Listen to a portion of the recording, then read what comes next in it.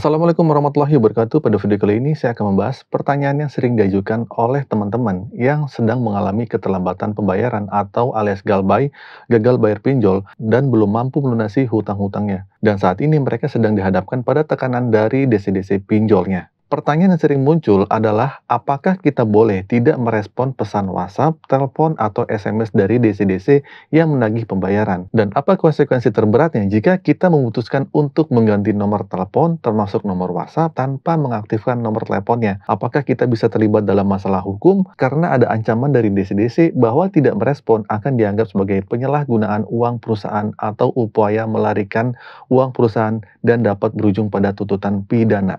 Nah, di sini saya akan membahas topik ini secara lengkap dan rinci dalam video ini. Jadi pastikan teman-teman menonton video ini sampai habis ya, agar tidak terjebak dalam tindak intimidasi oleh beberapa individu yang mengaku sebagai penagihan utang atau DC-nya. Pertama-tama, terkait dengan penggantian nomor, hak untuk tidak menjawab telepon atau tidak merespon pesan adalah hak asasi setiap individu. Jadi itu perlu diingat ya. Dan kalian memiliki hak untuk tidak menjawab atau tidak merespon jika kalian merasa tidak nyaman atau terganggu.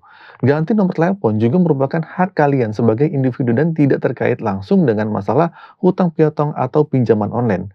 Meskipun mungkin ada upaya dari pihak-pihak DC untuk membuat kalian merasa khawatir dan terus meneror agar kalian membayar, tetapi ini lebih pada taktik intimidasi mereka, yaitu para DC. Bagi yang memiliki mental yang kuat, tidak perlu ganti nomor, cukup abaikan dan biarkan mereka meneror kalian. Abaikan aja, cuekin aja. Nah, saya tahu bahwa banyak dari kalian mungkin merasa terganggu setiap hari karena proses penagihan hutang dari DC. Nah, mereka tidak mengenal waktu dan jam, dan seringkali ada ratusan nomor baru yang terus-menerus menghubungi kita. Dan ini bisa menjadi alasan mengapa beberapa orang memutuskan untuk mengganti nomor HP-nya. Nah, daripada hanya memblokir satu persatu nomor itu kan repot. Blokir satu nomor saja terasa melelahkan kan. Namun tetap saja ada nomor baru yang akan muncul dan muncul lagi. Nah, bagi yang merasa terganggu, terutama yang pekerjaannya terpengaruh dan pikiran menjadi tidak tenang, tidak ada salahnya untuk memutuskan untuk ganti nomor HP.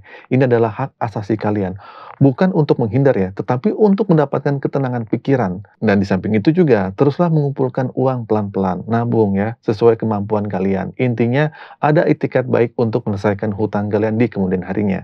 Nah, insya Allah ya, dengan niat baik mungkin Allah akan memberikan kelancaran.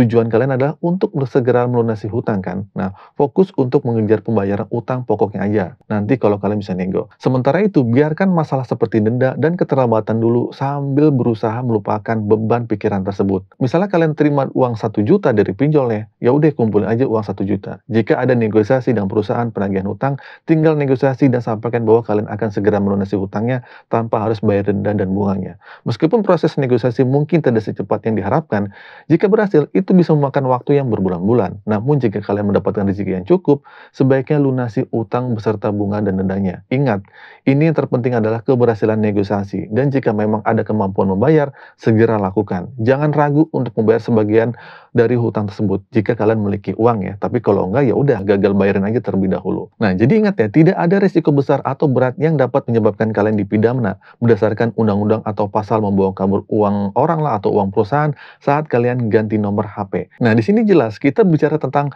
pinjam meminjam kan dan hutang piutang yang merupakan wilayah hukum perdata. Ini berlaku kecuali jika kalian dari awal memasukkan data seperti mengedit KTP dan mengubah nama rekening dan tindakan serupa lah intinya. Dan juga intinya jika kalian tidak melakukan pemalsuan dokumen apapun, itu tidak menjadi masalah. Misalnya jika kalian salah memasukkan nomor kantor, itu pun nggak jadi masalah besar. Kesalahan manusia adalah hal yang wajar. Dan kalian juga dapat menyalahkan pinjolnya dan bertanya mengapa mereka tidak melakukan survei terlebih dahulu, konfirmasi terlebih dahulu, nelpon ke kantornya. Jika kalian tidak dapat dihubungi kan, seharusnya mereka tidak mencarikan dana kepada kalian kan. Dan juga tidak ada masalah karena kalian dapat tenang menghadapi situasi tersebut. Oke, jadi gitu teman-temannya, kesimpulannya ganti nomor itu nggak apa-apa, itu hak asasi kalian. Semoga video ini memberikan manfaat dan ketenangan. Percayalah risiko ini tidak seberat yang kalian bayangkan. Hadapi dengan kepala dingin dan kalian akan menyadari bahwa tidak ada yang menakutkan saat berurusan dengan penagihan utang seperti ini. Jika kalian dibentak atau dihina, rekam aja dan ancam balik untuk melaporkan ke pihak berwajib. Ingatlah, meskipun kalian memiliki hutang, itu tidak berarti kalian harus menerima ejekan dan hinaan dari debt collector atau DC-DC pinjol yang kurang ajar. OJK telah jelas melarang praktik penagihan yang merendahkan martabat manusia atau masyarakat di Indonesia. Nah, kalian adalah warga Indonesia yang dilindungi oleh hukum hak asasi manusia. Jadi buat kalian tetap semangat ya, buat kalian yang sedang gagal bayar itu biasa dan biasa aja. Saya tidak menyarankan untuk mengabaikan kewajiban untuk membayar hutang, karena hal itu adalah bertentangan dengan ajaran agama Islam yang saya anut. Nah, dalam Islam membayar hutang adalah suatu kewajiban yang harus dipenuhi. Mungkin bagi sebagian orang, memiliki hutang dari pinjaman online dianggap sebagai kesalahan sendiri. Dalam konteks Islam, pinjaman online sering dianggap sebagai melibatkan unsur riba yang diharamkan. Namun, Allah adalah Maha Pemaaf dan kesalahan bisa diampuni jika kita benar-benar bertaubat. Manusia adalah tempat yang salah dan kita memiliki kesempatan untuk bertobat dan memohon ampun kepada Allah Subhanahu wa taala dan berkomitmen untuk tidak mengulangi kesalahan tersebut.